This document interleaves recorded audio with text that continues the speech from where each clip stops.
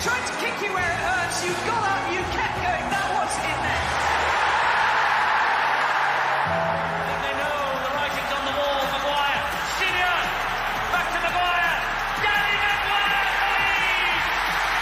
The young hero to win the grand final.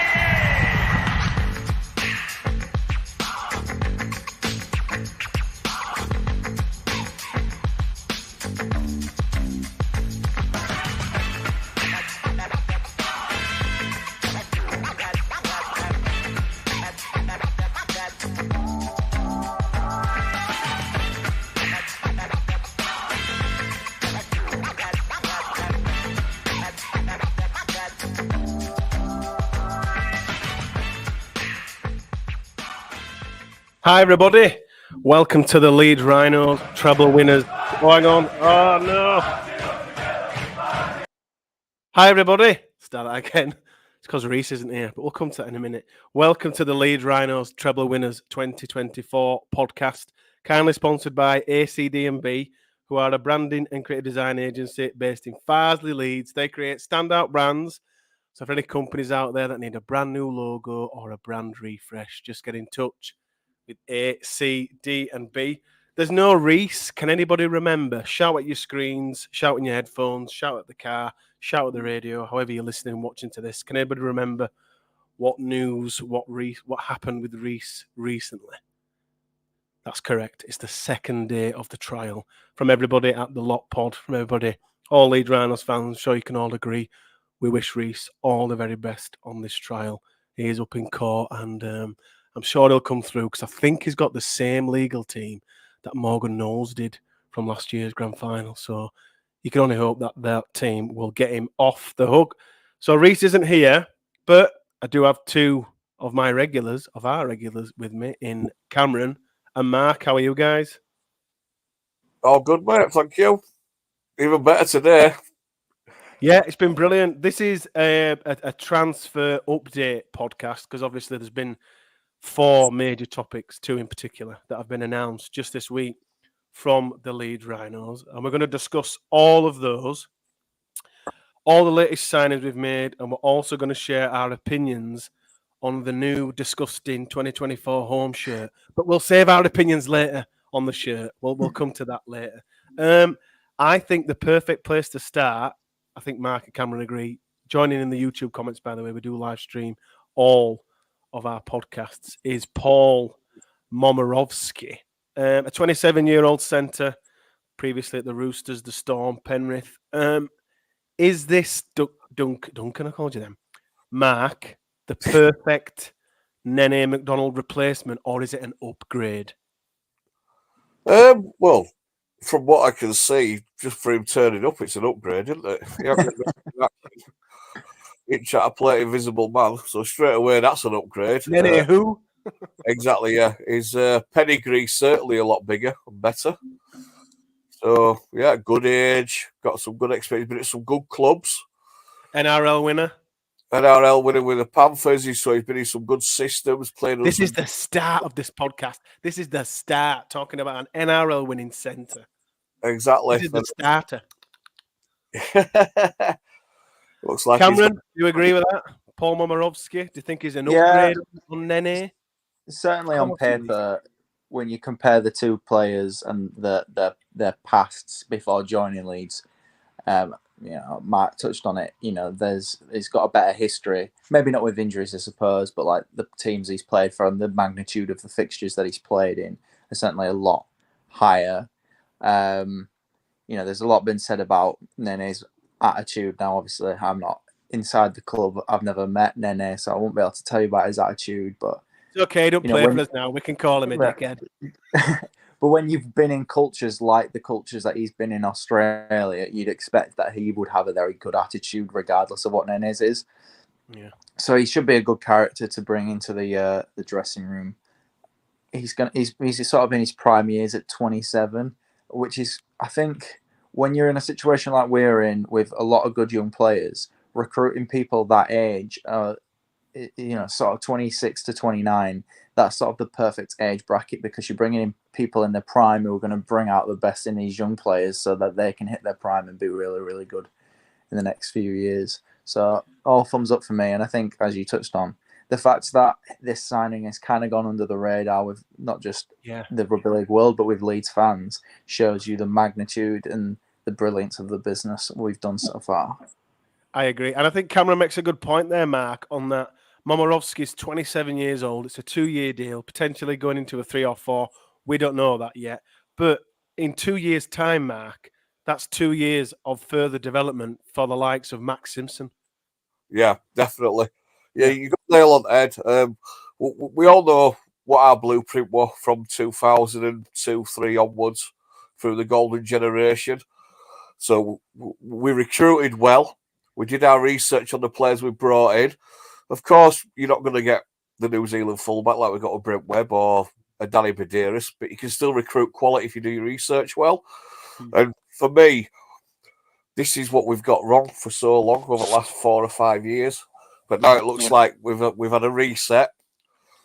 Last year were a wake-up call. We've got together. We've announced a massive sponsorship deal, which blows everybody else out of water in Super League. And now we've got the pennies to go play again. So long may it continue for me. Do you feel, oh, wow, a bit of feedback there. Do you feel, Cameron, that Mark says there, everything kind of, it was almost as if the club had to put all the pieces of this puzzle together before pulling the trigger on the bigger deals that we'll speak about shortly. But do you feel now, because I feel now, as a Leeds Rhinos fan, talking right now, that the club and everything that's happened, not just with the signings we've made, but with this enormous sponsorship deal, I feel like the club now is in a place where it hasn't been for quite some time. Would you agree with that, Cam? Oh yeah, I'm on cloud nine. I'm already looking at Wigan, Super League champions, and thinking, I mean, I might be a bit arrogant and whatnot, but I'm already thinking, I feel like we're coming for you now. Like I've not had that feeling for so long, but just to be able to actually feel like a big club again for so long, it feels like we've been doing things on the cheap and not really doing the things that you'd expect the biggest club in British Rugby League to do. But to make, I mean, I know people moaned about, we wanted a signing when that sponsorship deal was announced, but to me that was a major statement of intent in of itself because of the financial power that it's given us. It was a statement of, we're here, we're still the biggest club, we've got the money to back that up, and as you've already seen, we've spent that money, and I don't think there's 2 players that you could feasibly get in Super League right now that would be better buys for Leeds than the money that we've spent there. Yeah, I agree.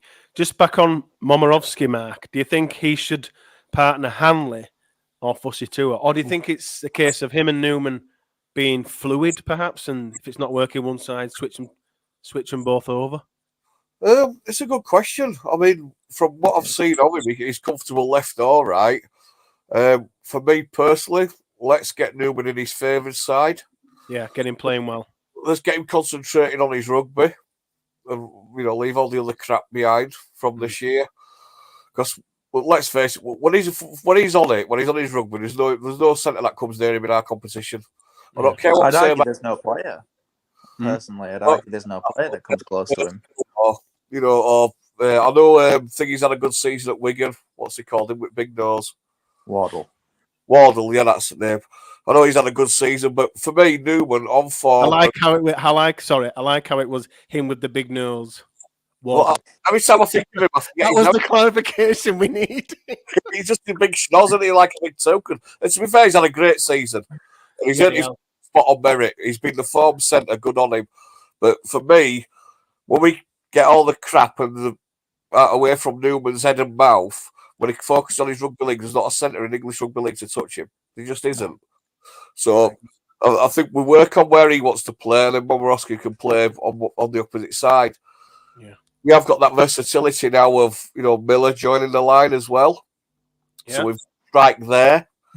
Well, let's not forget Australian International Rugby Sevens player is lightning.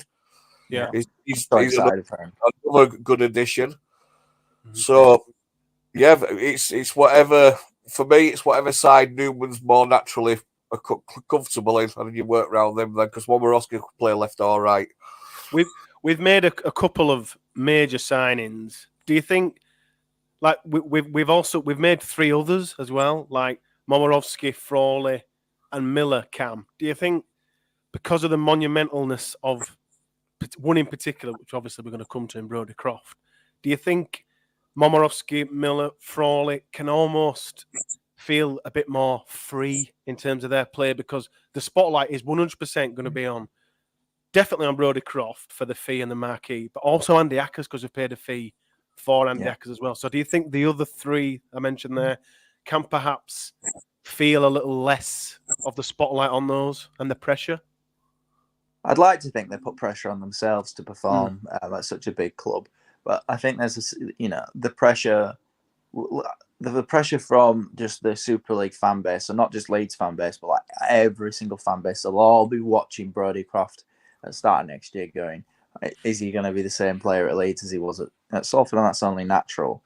But I do think it will free up those 3 players. And I think, look, there's been a lot said about Matt Frawley, and it might work out to be the perfect foil, the kind of boring half who's going to allow the other players around him to shine. I do feel like he can be that for Leeds. But obviously no one's really excited about him, but no one's really that excited. No, well, because of these other signings, people have kind of like forgotten Miller and Momirovski. Which is, like Mark says, which is madness, but it's kind of where we're at now as a club.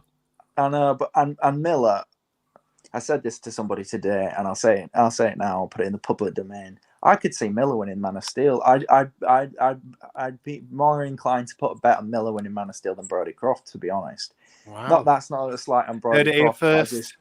I just think Miller's just going to be electric. He's sort of got the pace of Jay Field, but he's bigger than Jay Field. He's sort of a better athlete than Jay Field, and we've seen how good he can be at Wigan. So I don't see any reason why Miller can't be as good, if not better, for Leeds. Now that might end up with egg in my face if this don't go according to plan. But certainly he's got all. That's usually me, Cam. So it'll be quite refreshing if it's you. Yeah, true. But to me, he's got all the raw attributes to be one of Super League's premier players next year. And you look at the attacking options that we could have. Miller, Croft. I know he's a standoff, so you might think of him as a creator, but he's just as much as just an attacking weapon as anyone else. And then you're going to have Harry Newman, Momirovski, Handley, Fussatua. They're all very dangerous attacking players. And it's an embarrassment of riches in a lot of ways. And look at us now, we're purring. And if you set that up in a particular way, you could have a very deadly edge. If you want to go Handley, Newman, Croft all on one edge, that's really scary. But even if you just swap them around a bit, it's still going to be deadly. Do you agree with that, Mark? Do you think there's a nice mixture now of kind of marquee players, overseas players, a bit of all sorts on this 2024 recruitment?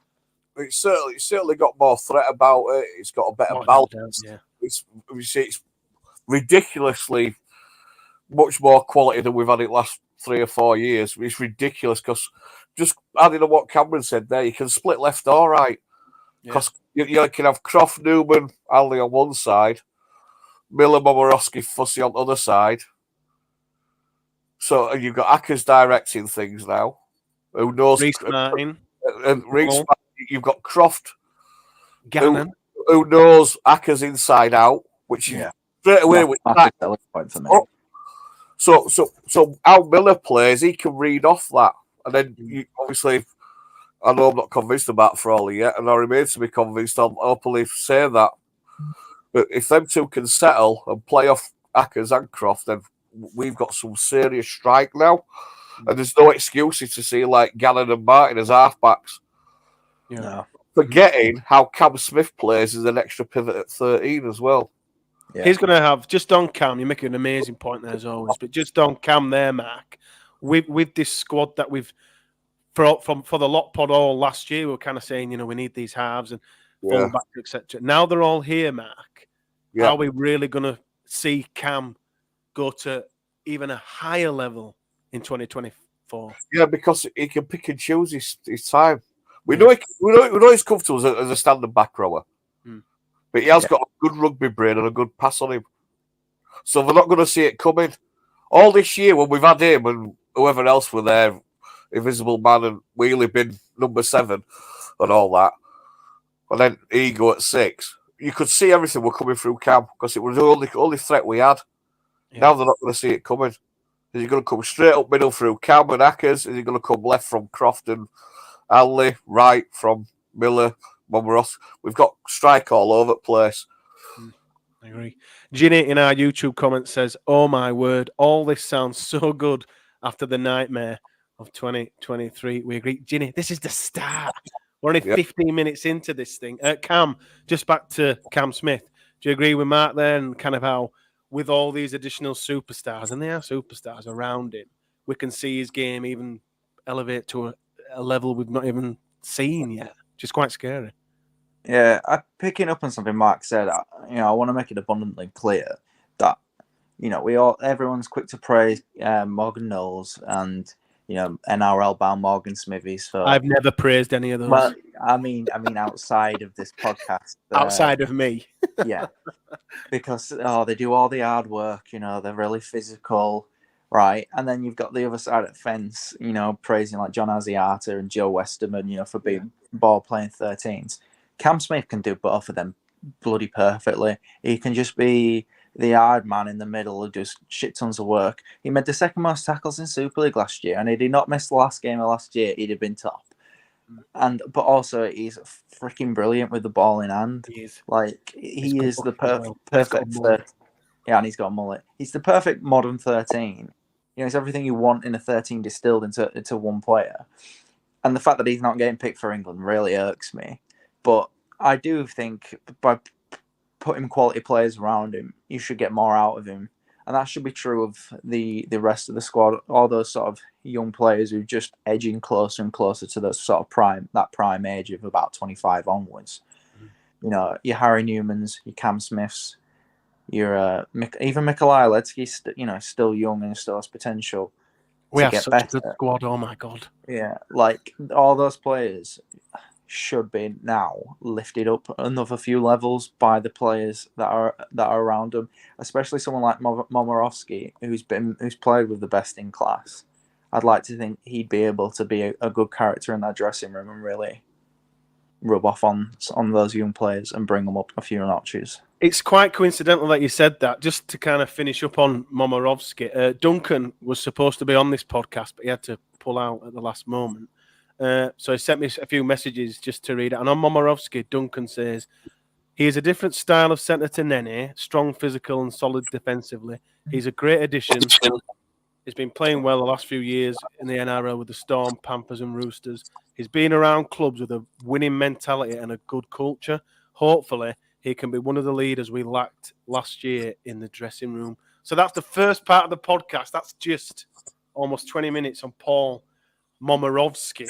On to another new signing. Pretty much, it was an enormous announcement, to be honest, when we announced not one player, but two. When we announced Brodie Croft and Andy Akers have both signed 3-year deals with the Rhinos. Quite a monumental bit of news, to be honest. We'll start with Andy Akers, 29-year-old hooker, England international. Is this might sound stupid, Mark, but is this did we require a hooker, or do you feel this is like an added extra to the squad, Mark? For me personally, I always thought our priority was halfbacks and fullback, and maybe a big prop, a monster prop. So this is just a tasty treat for us Leeds fans. Then. Yeah. So for me, this is the biggest cherry on top of a transfer cake because I agree. We've got this top target, and then look at Mag. He's brought his best mate with him and all. Yeah. And not only his best mate in England died. You know what I mean? It's not just here to make the numbers up. He's going to start at 9, and again, I'll I've really rated Jared O'Connor, but it's going to work good for him. Like Cam was touching before, we've all touched on that. These players helping the younger players. Yeah, Akers is a few years ahead of Jared. I mean, let's face it, Jared's only been playing a hooker 18 months. Yeah, it's over a year. Most of last year, we're playing behind a beaten pack and with no halfbacks. So he's going to have Croft behind him, Lucky Miller, and he's going to have Akers in front of him to learn off. So he's going to take his game to a next level as well. And also, on the bench, he can fill 2 roles because he can play back row as well. Yeah. Solid defender. He hits hard. He runs hard. But he's still got that in his locker. So yeah, that it was a great surprise, and very clever, very astute signing that. Matthew Clough in our YouTube comment says Croft is the best 6 in the competition and Akers is the best 9 in the competition. So high praise from Matthew. Just on Andy Akers, Cam, do you agree with me and Mark in that perhaps not something that was of a critical need in a hooker, but to sign the best hooker in the league or, well, an England international is just remarkable, really. To me, it shows that we're really taking our recruitment seriously this year, because although 9 wouldn't have been a priority for any of us, and myself included in that, I do feel like it was still something, it was like something, maybe we could and should address it, simply because, I love Jared, and I think Corey Johnson has it in him to be a very good player, but running with them two for a full season, I'm not sure. Like right now, we're thinking we can compete next year. I'm not sure you would be thinking quite that you could compete, and that's not no slant on those 2 players. I just think they're maybe not quite at that level yet. By signing Andy Akers, it's shown that actually we've got a really holistic view of recruitment this year, and our aim is to stop the transition talk and really go for it and go at it. I think on Akers, I think the fact that I've seen a lot of St Helens fans lamenting the fact that they haven't got Andy Akers tells you everything you need to know. They've had the best 9 probably in Super League history for the last sort of 20 years, and they're wishing that Andy Akers were replacing him. Yeah, and we've got him. He's the perfect age. He's 29, and you might some rival fans might think, he's at the end of his peak years, but I always find hookers can tend to go a little bit longer for some reason, and also he's just going to be able to. He's going to, exactly. He's going to be able to pass that experience onto Jared and onto Corey. And the 2 biggest selling points for me is, one, he requested the move. Yes, big tick. That is a massive tick. And for he me. brought his mate with him. Yeah, the fact that when he heard Leeds will come calling, he was like, and Salford have said in their statement that they wanted to keep him, but he said, "No, I want to go." That's massive for me, because that shows he buys into what we're trying to do, and he wants to be a part of it. And the other thing is his pre-existing relationship with Brodie Croft. I think when you're putting together what is essentially an entirely new spine, and the club have decided we need an entirely new spine, being able to essentially already have half of that complete and combined and already know the ins and outs of each other's game is a massive boost, because it could have taken us a while to start the season and really get into the groove of things, but starting the season with 2 players who already know each other very well, surely they're going to be effective together from the start. Cam says there, Mark, that Akers, he has said, when Leeds showed interest, Akers just said, look, I'm leaving. I want to sign for Leeds. We've been on this podcast, we've been, myself, usually me and Duncan will say, we're Leeds Rhinos, we're the biggest club in the world, we should go out and be signing these players. Do you feel, Mark, that perhaps some fans, us, whoever, have kind of underestimated the size of Leeds Rhinos recently? Or has that just been, have the club kind of made us forget that with how recruitment's been over the past few years? I think there's a bit of both. From one side, we all know what route the club have taken on recruitment, and it's not worked. Pure and simple, it's not worked. They've gone for a few projects and they've got a reputation. Yeah. I'll never fault them for getting Trent Merrin. I won't fault them for going big on Setavano, but they didn't work out. So I don't blame the club for that. It's the other where else we've gone, like Caesar, all this stuff with Austin and messing around. You got Myler getting deal after deal after deal. You're thinking, come on, we're better than that. I'm feeling the same point. I don't care where we've been the last 5 years with Leeds Rhinos. So if we want to play, we go fucking sign him. No messing out. We're Leeds, we're coming for him. There's your deal. Do you want it or no? Akers, yeah, I'll have some of that. Croft, yeah, I'll have some of that. I'm not interested in what them 8-fingered, brain-dead, cash converter weirdos over Pennines thing. He didn't want to come. Yeah, he looked good, didn't he, walking around that pitch with his kids, didn't he? Oh, Look, he was devastated. He was truly devastated walking around that dragging kids stadium world. tunnel. I mean, God. So the reality is, Wigan, again, back to Wigan, they've led the way. Well, last couple of years. I know Plastic Scousers won last year, but in terms of recruitment, Wigan have gone, right, Jake Warner, we're having him. Toby King, we're having him. Right, we're losing Kai Pierce-Paul, we're having Sam Walters. Do you know what I mean? They've just gone out and got him. We're having Tyler Dupree. Luke Thompson. What? So if they can do it, we can do it. We're as big as them. We're miles bigger than them. It's about time. Yeah. And for so long, one thing, as you know, I've said time and time again, we've created this excuse culture. Oh, we're in transition. Oh, you can't always have a golden generation. No, you don't go out and buy a Kevin Sinfield. You don't go out and buy a Danny Maguire or a Rob Burrow. What you do, you stick to the blueprint. You stick to the intention and the plan and the DNA of that type of player. Yeah. You know, like North Queensland, they're not going to go out and get another Jonathan Thurston. No. But they're still going to look at that kind of quality, aren't they? Do you know what I mean? As an example. So it's about time for me. And yeah, you're right. We are biggest clubbing. So if we want him, we're going to go second. And while they're, you know what I mean, getting their fan base to share the gyro with them, we're taking the best players. I've said on this podcast on more than one occasion, so did Duncan, that we should spend. In fact, we said it on the season review. I think we were both on it. I think a few of us mentioned how, because at the time when we did the season review, it was on Sky that I think Jenna Brooks said that Brodie Croft was being linked heavily with Lee, and we kind of said if he's available and he's going to Leeds must make a play for him, and if it's 300 grand, then go and buy him. Now, by all accounts, we've signed both Akers and Croft for 300 grand. This is an absolute steal, is it not, Cameron? Oh, absolutely. Two of the both best for 300 grand. Yeah, two of the best players in Super League for less than $500,000. That's, it's insane. It's insanely good and exactly what we should be doing. The club, the size that we are. I think Mark hit it on the head. We should have been doing this since 2016. To be honest, I understand there's been reasons maybe why we haven't done it, but end of the day, we're Leeds Rhinos, and we should be going out and signing the best in class. Do you think it's? Sorry, Cam. I kind of mentioned earlier about the massive new sponsorship deal.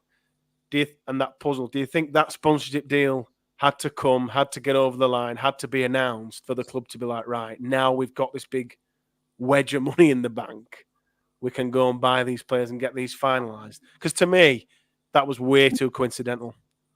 Oh yeah, I think it all comes together. I think ultimately the club have made a decision after the end of last year that transition's got to stop, and we've got to actually start going out and doing things. And sometimes, I know when we had the golden generation, it was less about signing players from other teams, and it was more about the players that we already had.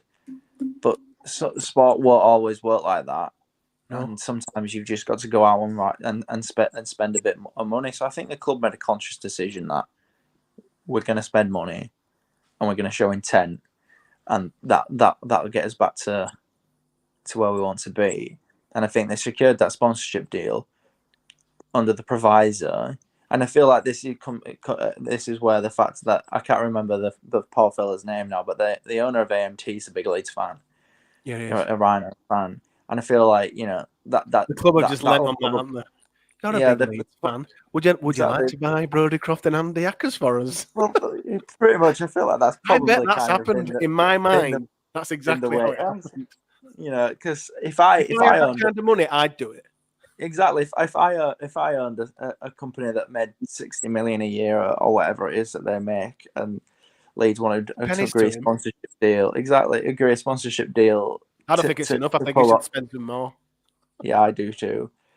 I just think the club have sort of drawn a line and gone enough, and they're really attacking things now.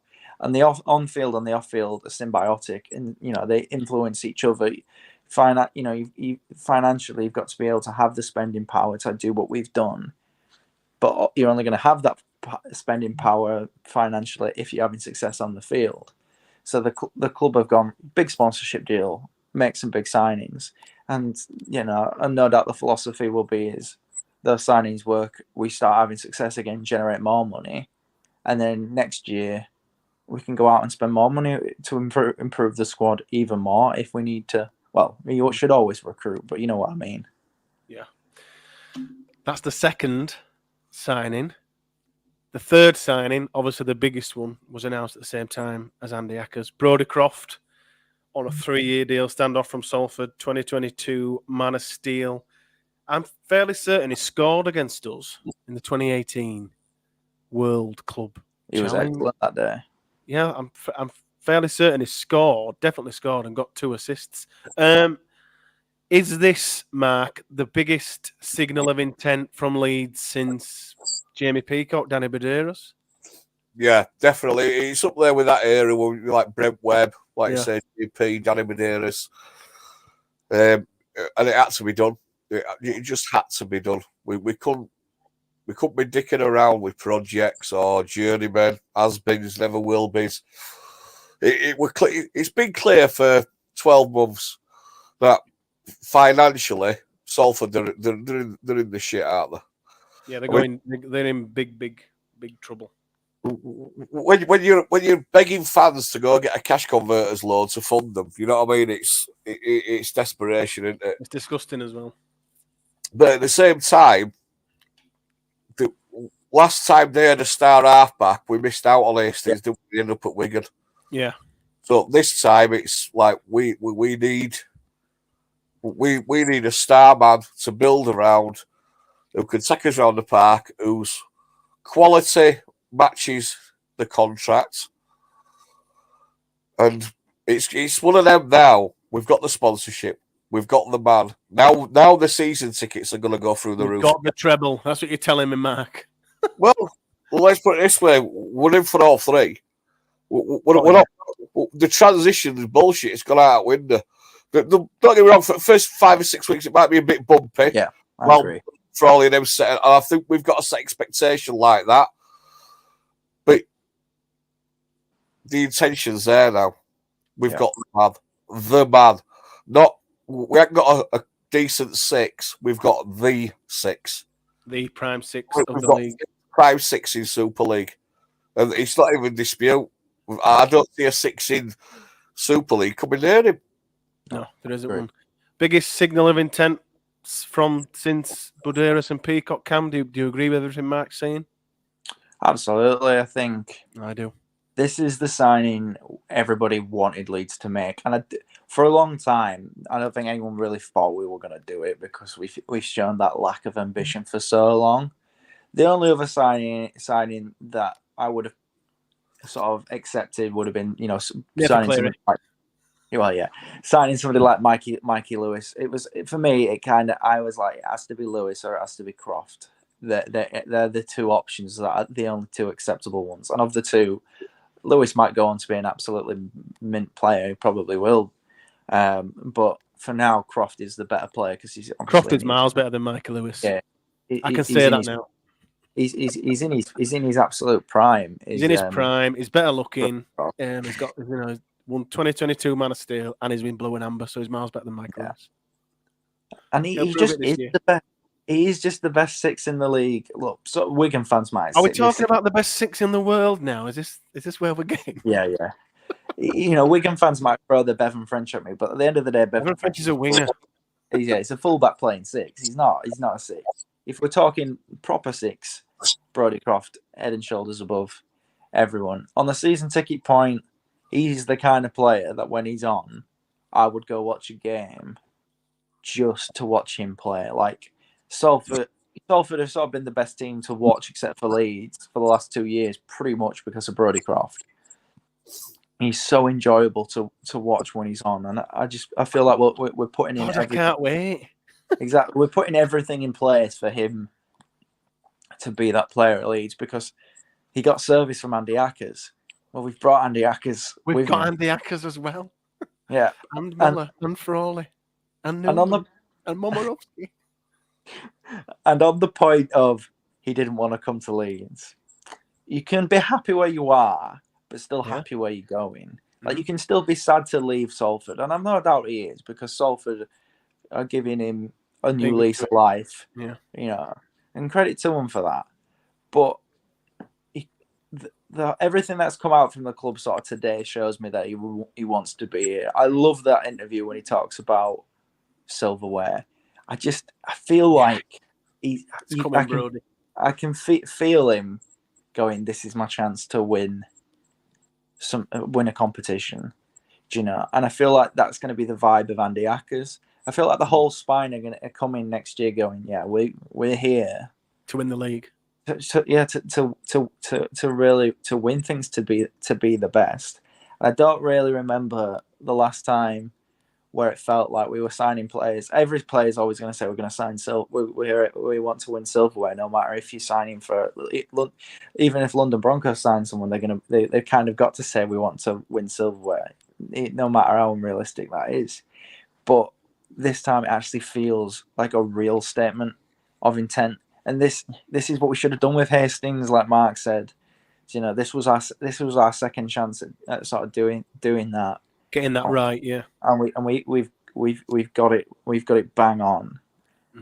And Agreed. You know, there's just not a bigger transfer that Leeds could have made at this moment in time, unless we signed someone like Nathan Cleary, but that's not realistic, is it? We found the target. We knew the target. We hit the target. It's been mentioned there by both of you about season ticket sales. And do you feel like these two signings in particular, as well as the others, but these two in particular, in Akers and Croft, Mark, do you feel like these are what I'd call season bums on seats, season ticket sale signings? Are the club, off the back of this intent, going to sell, do you reckon, bucket loads more of season tickets? Well, those that were 50-50 on renewal, they'll definitely renew. Yeah. I think we've got the others there who are going to take up more memberships and more season tickets. More shirts. More shirts, more training gear. It's got to be, when you go through what we've gone through, and don't get me wrong, this isn't a woe is me. A lot of this is self-inflicted.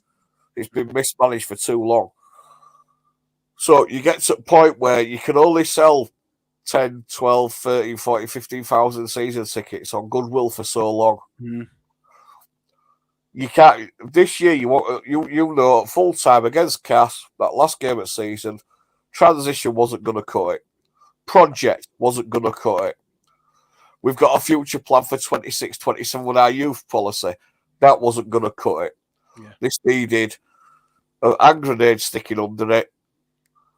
Proper deals done by proper businessmen with proper intent. And it's more right. Enough of this shit. Let's have it. Let's get a grip and let's get back at it. And it's happened. Sponsorship, signings, and we're ready to go. I still think there'll be 2 or 3 more from if the rumours to be believed. Maybe not marquee, but I've heard of starting proper, maybe a possible another outside back, but we'll see. Well, you make a good point there, Mark, because Gary Etherington came out today, even off the back of Brodie Croft signing and Momirovski and Andy Akers, etc., and said we're still in the market for others. Yeah. If that's the question, then Mark, and we have signed the players that we've been discussing, where else do you reckon the club should be looking at to try and strengthen even more than we already have? For me, it's the pack. I mean, the outside back is not really an issue for me because we've still got kids there that. That at some point you've got to say, right, let's give him a go. You're like Alfie Edgill. Max Simpson's going to come back. Max Simpson, yeah. So there's players there that are going to, at some point, they're going to have to be given a chance. I'm still a bit annoyed about Chembe going to OKR, but he's gone. Fair play, good luck to him. So, but for me, we need some more grunt in that pack. I want another angry bastard, another Lissoni type wrecking ball. And I'll be honest and all, let's not forget we've got Gunderman coming. It's completely been forgotten. Yeah, People yeah. in our YouTube comments have been mentioning him. We haven't mentioned him once. Yeah, but he's going to be a solid addition to pack. He'll be able to do some good work for us. But he's Anyone not. that pushes James Donaldson further away from the starting 17 is good in my eyes. Sorry, Well, James.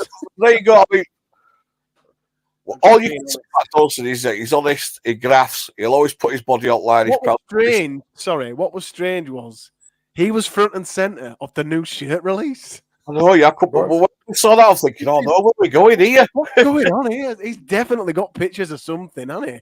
Yeah. But Carry on, Matt. Sorry. to be fair to him, though, it is his testimonial 3 month or so. It is, yes. So maybe that's part of it as well. But I will say, when we move on to that shirt launch later, I really thought that were a great launch. The concept, the video. We'll come to that. Put a pin in it. Put a pin in it. We'll come to that. I'll put in that for now. Yeah, we'll come to that. For me, I want another Angry Bastard prop, and then I'm set. Cameron, Gary Etherington talks about recruitment. Where do you think we need to potentially improve or add another? I think the intention for me, and this is translated through all the signings that we've made so far, is we're competing. Who are you competing with? Oh, we're competing with Wigan and St Helens. How do you compete with them? Well, I feel like we've matched anything that they can throw at us in the backs. I feel like in the spine, we've now shown that we can match anything they throw at us in the spine. And I like our pack, I do. But, you look at Wigan signing Luke Thompson, and I know they're going to lose Morgan Smithies, and that's become more of a like-for-like swap than really adding a big name to an already big pack. But, I feel like we need to go out there and, sign a really big prop to take the 10 shirt and just sort of be the leader of the pack. So I'd be looking at Ryan Sutton. If you can get Tom Burgess, that would be grand. But I get the feeling Tom Burgess is going to go, if he's coming to the Super League, there's only one destination. He's going to play with his brother over at Warrington. I cannot see him going anywhere else other than Warrington. Do you agree with that? That's if he's still got a job. Yeah. If he's not sacked. Yeah.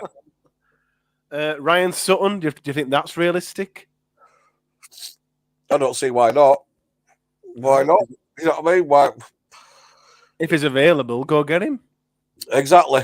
See, the thing is now, because we have signed quality, because we have got that intent, other players are going to look at that and say, yeah, they're looking to do something. I want some of that. Yeah, I could go be paid in paper bags under the table at Warrington to dick around and think I've won league by April. But we all know the story. We all know the ending. And we all know that the clowns aren't the pretenders. Yeah. There is. So for next year, I think unless the club come out or it's kind of shown to me, in my opinion, we've obviously got Croft and Frawley, the halfbacks. And I know people keep messaging, Eddie, you're obsessed with. I am obsessed with halfbacks because I just don't feel we have the depth there. So if Jack Sinfield is the third choice halfback, I can live with that. If Croft, Frawley, one of them is injured and it's Jack in game after game, however, I can live with that. If Rowan still doesn't think Jack's ready and is going to play this minor part, I think we need another halfback. So I just think we're playing with fire.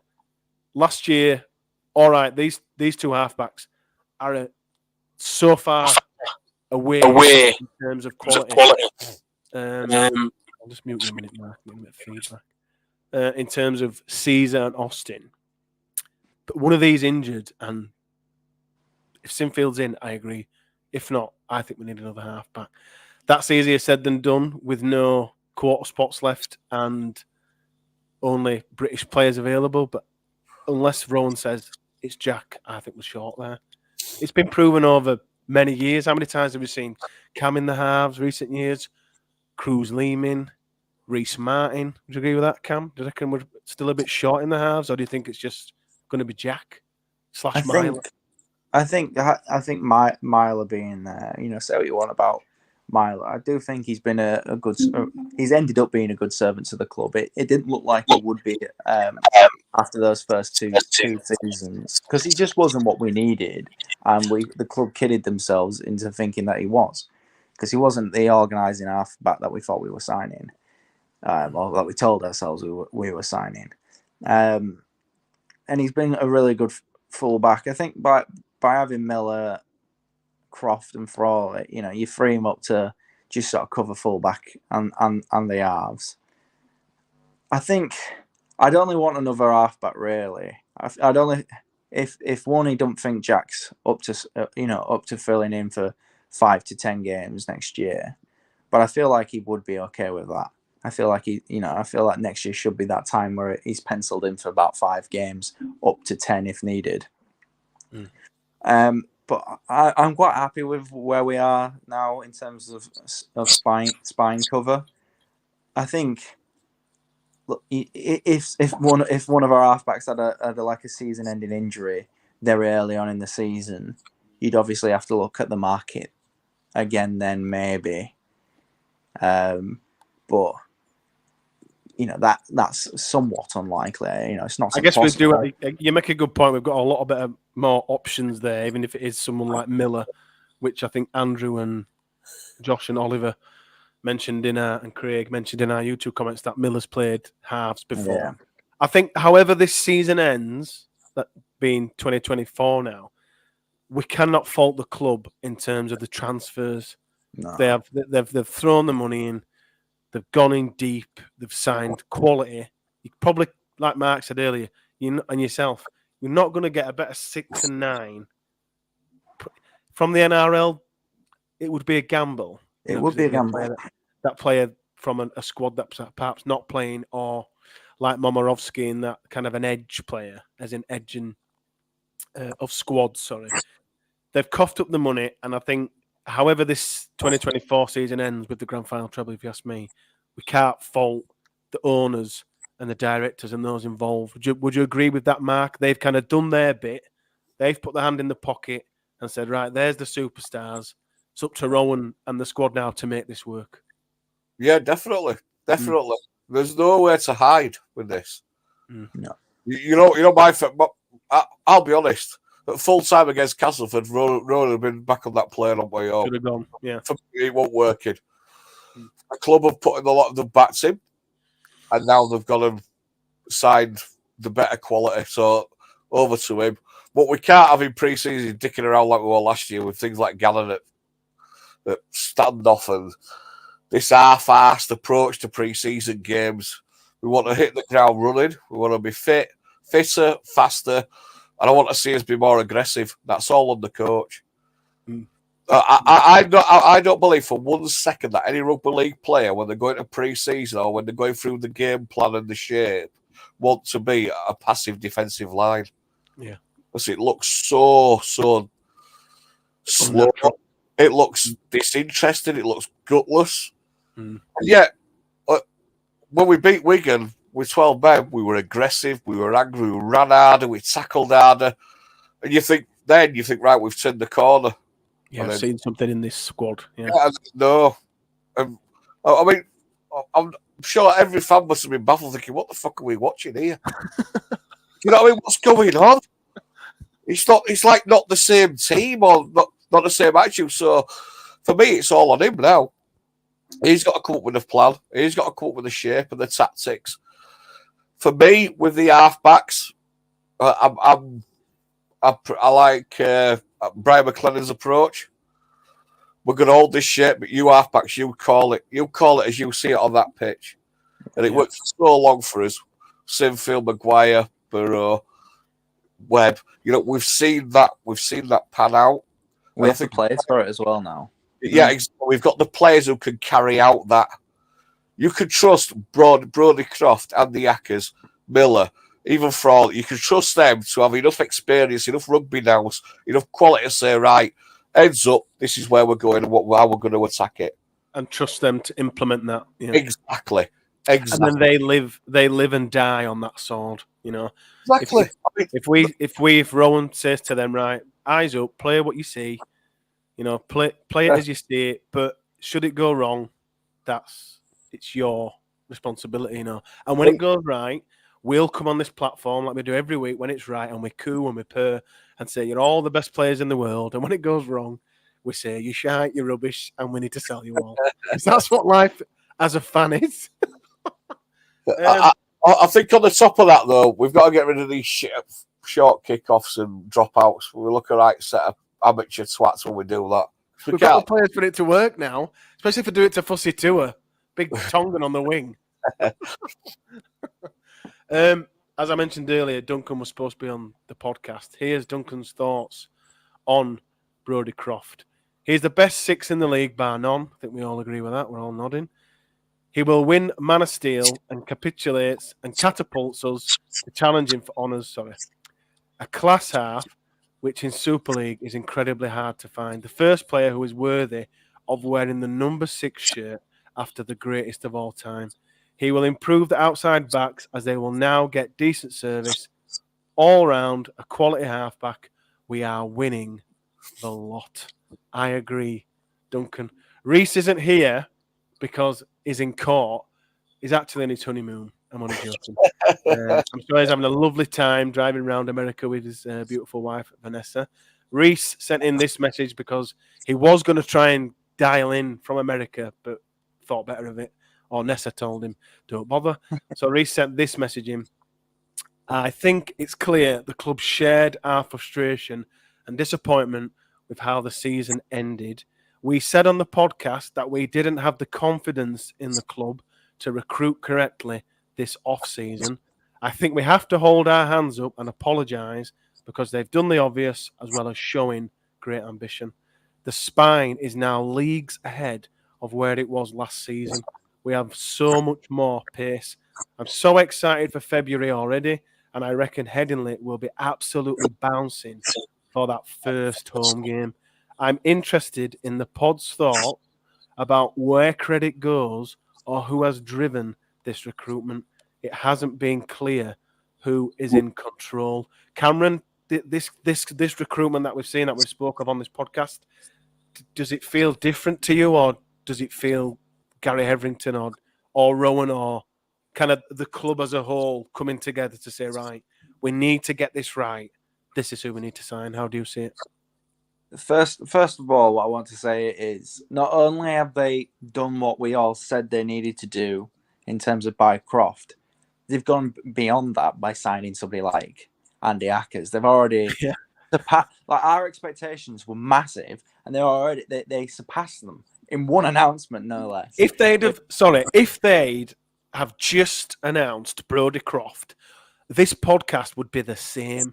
We would still all be on here cooing, purring, saying, "Oh my God, we've signed Brodie Croft." But add Akers to that.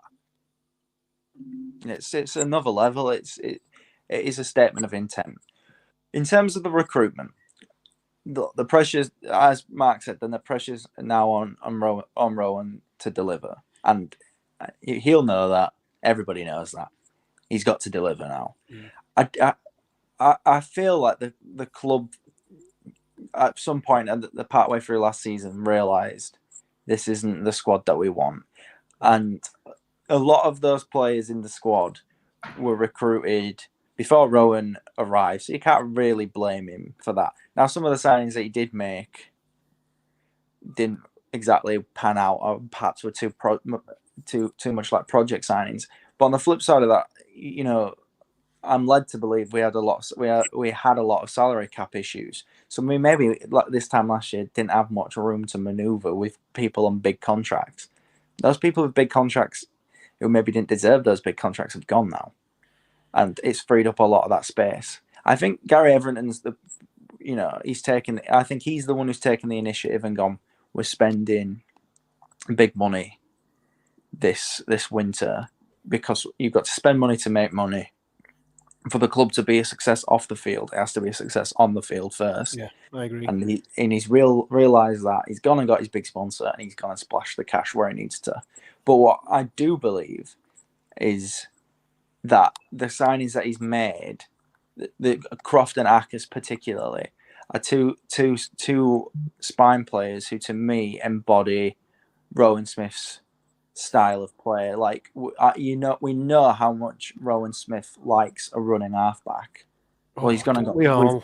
We've gone and got the best running halfback in the world. We know that we know that Rowan Smith prefers a number 9 who's not going, who's not going to be a Cruz Lehman or a Brad Dwyer who's going to run ragged all the time. He's going to be. Akers is a bit more sort of methodical. He's got a running game. Don't get me wrong. Yeah. But it's about providing a quality service to his halfbacks, and so we've. Even though Gary Everton's been the money behind this, and I feel like pushed for this, he's basically pushed for the kind of transfer targets that fit what I think Rowan's been trying to do, and Rowan might have been forced to sort of shop in the bargain aisle, and Gary's gone. Actually, Rowan, I've just gone to the most expensive shop there is, and I've just bought you the better version of what we've been looking for because I've decided. I bought you a diamond ring and a beautiful new handbag to go with it. This is literally what it is. Look, Gary Everton's shown his faith in Rowan Smith because he's gone and made the signings that Rowan Smith's Leeds Rhinos need. Agree with that, also Mark? good enough. They're good enough signings that if it don't work out under Rowan Smith, you'd back another coach to still have success. Jump in. Yeah. Agree. How do you see it, Mark? For me personally, I think it's a bit of a mixture of things. Yeah. I think the backlash and the fallout from last season has been the wake-up call that the boardroom needed. Obviously, like you said before, it's not a coincidence that we've got this mega sponsorship deal. Then we've gone to use that on the pitch where it was needed most, rather than a shiny new stand or a nice corporate toilet or whatever they're going to waste it on. And I think it wouldn't surprise me. I've no inside knowledge on this.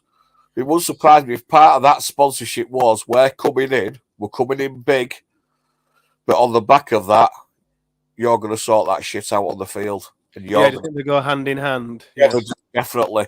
Now we'll come in and give you this enormous, groundbreaking, record-breaking sponsorship deal, but exactly, you have to keep your end of the bargain up on the pitch. Exactly, yeah. We're not paying to watch fucking Aiden Caesar. You know what I mean? That's not what we're here to do. I've forgotten him already. Exactly. You know what I mean? Who? I know there's a lot of like legalese talk and all this stuff in all these sponsorship deals, but when you're talking that amount of money, there's a lot of straight talk as well. Oh yeah. This is a Leeds company run by a Leeds fan.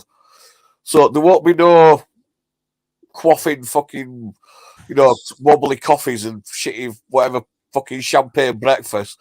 It'll be a pint of real ale and a straight talking, look, Gary, we're going to give you this cash, but you're going to go fucking spend it, pal. You better go sign Brodie Croft. Yeah, exactly. You're going to go sign the real deal. So I think it's a lot of things. I think it's the boardroom, Gary, the guys at AMT, they've all said, look, this ain't fucking good enough.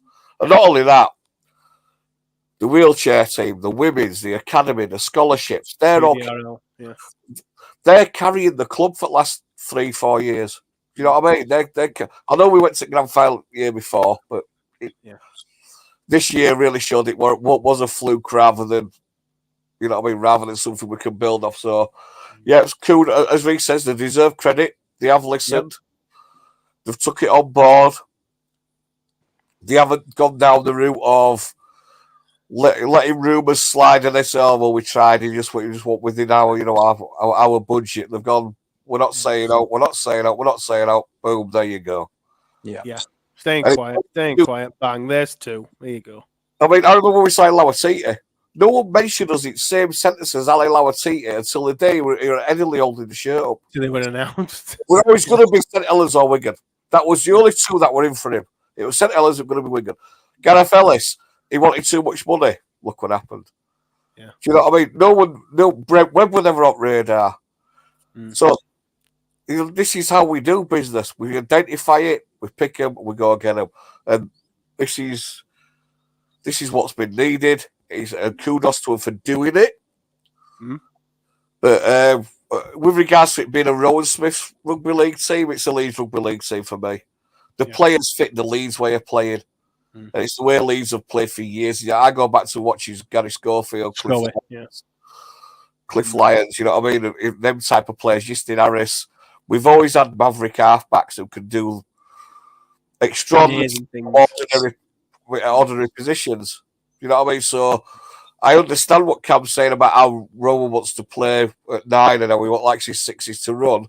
But I think the bigger picture is the Leeds Rhinos DNA type of players. So like I said, if Rowan doesn't make it, we can drop a coach and say, look, there you go. You've got the squad. You come in and get a tune out of them. So that's the 2024 squad for now. We'll put a pin in that one. We did get the 2024 home shirt this week as well. Now, it hasn't, you may have noticed, but they haven't used the word home shirt anywhere. You're right, Cam. They've been using principle. So we've all kind of jumped on it as if it probably is. I'm putting 2 and 2 together. I might be getting 5. For those who haven't seen it, I'm pretty sure everybody watching this or listening to this has. It's a predominantly white shirt, white in the chest, and it has the traditional blue and amber sleeves, obviously on the right and left-hand side. Cam, what did you think when you first saw this principal shirt? For some reason, I knew beforehand it was going to be white. I just had a feeling there was going to be a lot of white on the shirt. No idea why, but I just sort of had a feeling. You got your wish. Yeah, I did, and I love it. I know there's been some complaints that we shouldn't wear white as our main kit. To them, I say maybe it's a good omen because last time we did that, we won grand final. But I just love the design. I love the fact that the sleeves have got that really sort of traditional element. So there's enough tradition on there for me, but the white, I just feel like it makes it pop. I'm really in love with the design.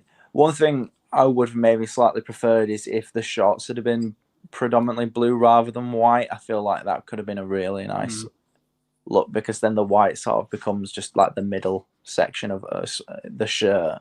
It's still a blue and amber kit then, predominantly.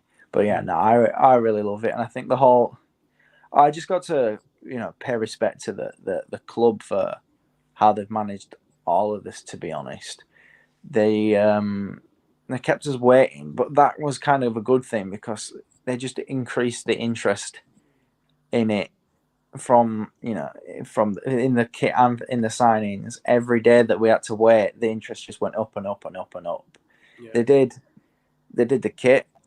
And everyone was like, yeah, well, where's the signings? And the signings come. And now, if you were a bit 50-50, but same with the season ticket, if you were a bit 50-50 about buying kit, you probably have bought a kit today and got 6 Croft on back. Yeah. They did a special, and I'm not afraid to say, I did this deal. I bought the kit today with 6 Croft on the back because of the deal that I saw offered. Of course. I bet Laurie's bought it already as well. It's been managed to a T.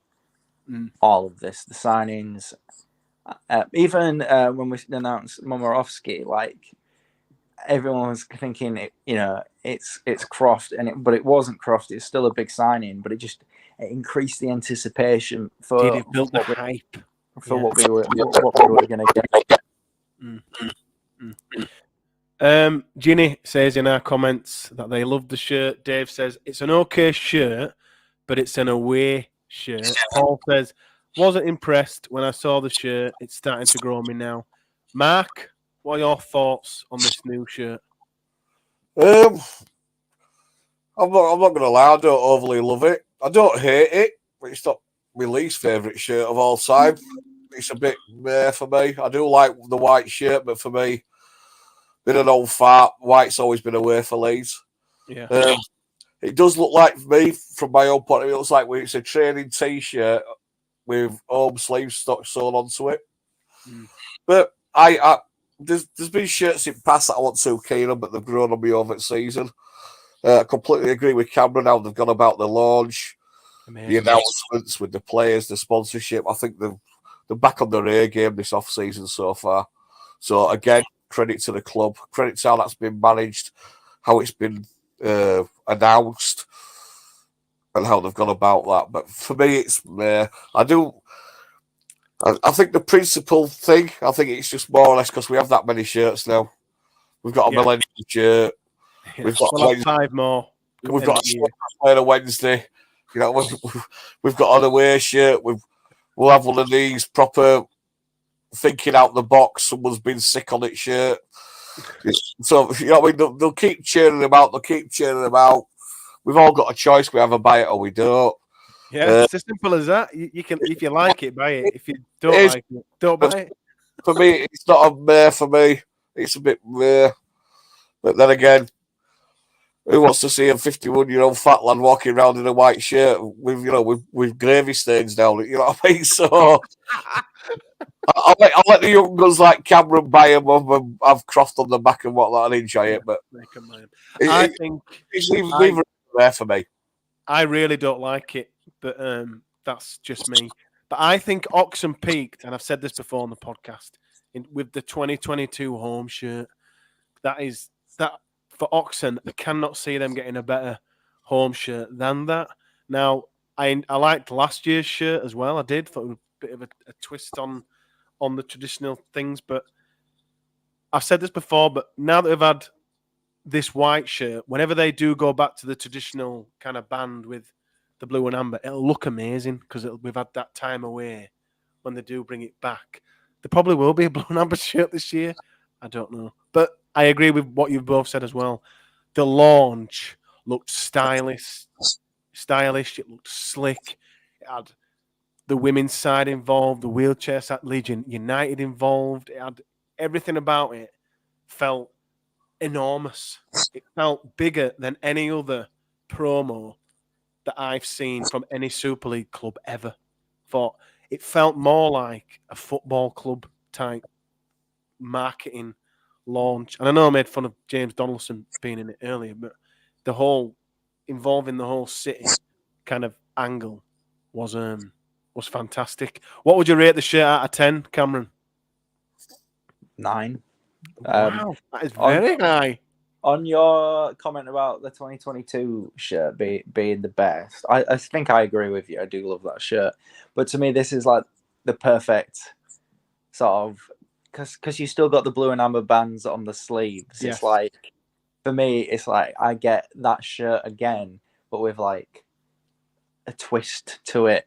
That's kind of like what I was hoping for. I was like, let's go back to that color palette, but add a bit of white. Maybe they've added too much white for some people, but for me, it feels like the perfect follow-on from that. Mark, what would you rate this shirt out of 10? 6.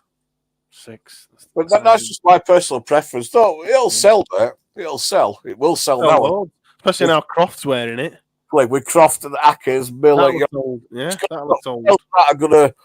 It's going to be one of the biggest, I think, sellers, just for that alone. We've done a deal today to launch it as well. I'm with you with the launch video, Eddie. I thought it was brilliant. I did. It were, like you say, it had a bigger, it wasn't just, this is Leeds Rhinos, Leeds Rugby League, our traditions. We're Leeds. Yeah. Everything about this club. We see, we've seen Jodie at Wheelchair. We saw Caitlin Beavers. We saw Hardcastle. We've seen Jermaine Beckford.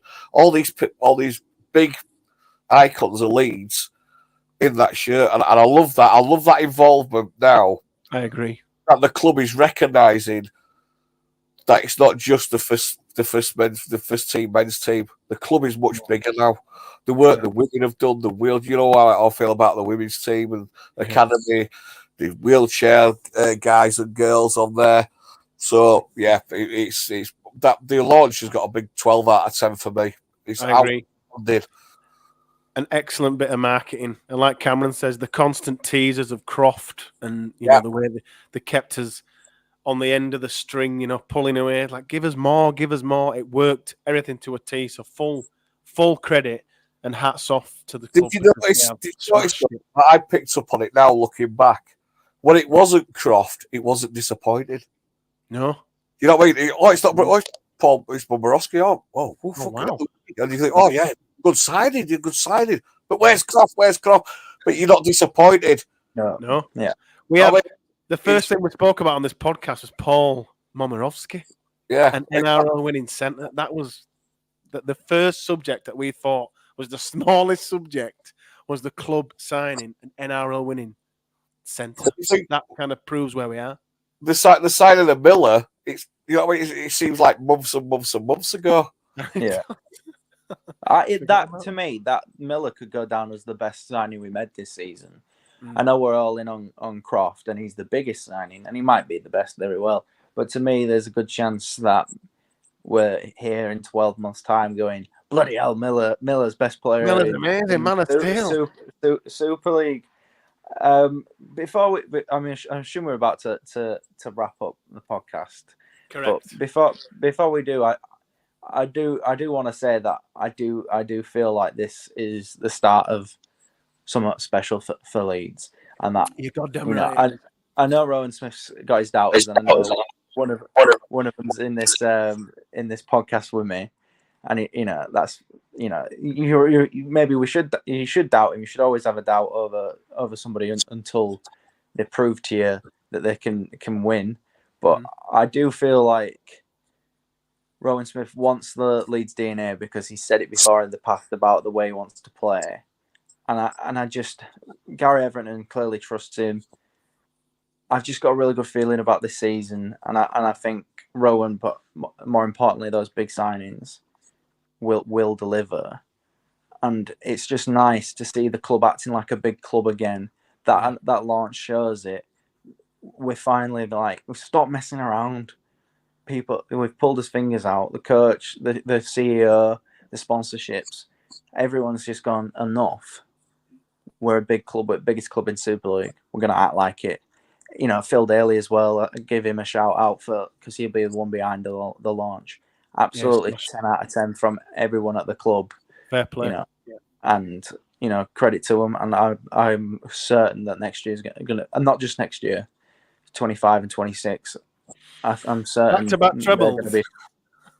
I'm certain they're going to be big years, and I do think, Rowan Smith will put the doubters to rest. And if he don't, I still think we'll do all right anyway. We'll have, like Mark said earlier, we'll certainly have the squad there. Yeah, we've got the squad for any coach to jump in and get a tune out of him. Mark, thank you very much for joining us and coming on. You'll be popping up.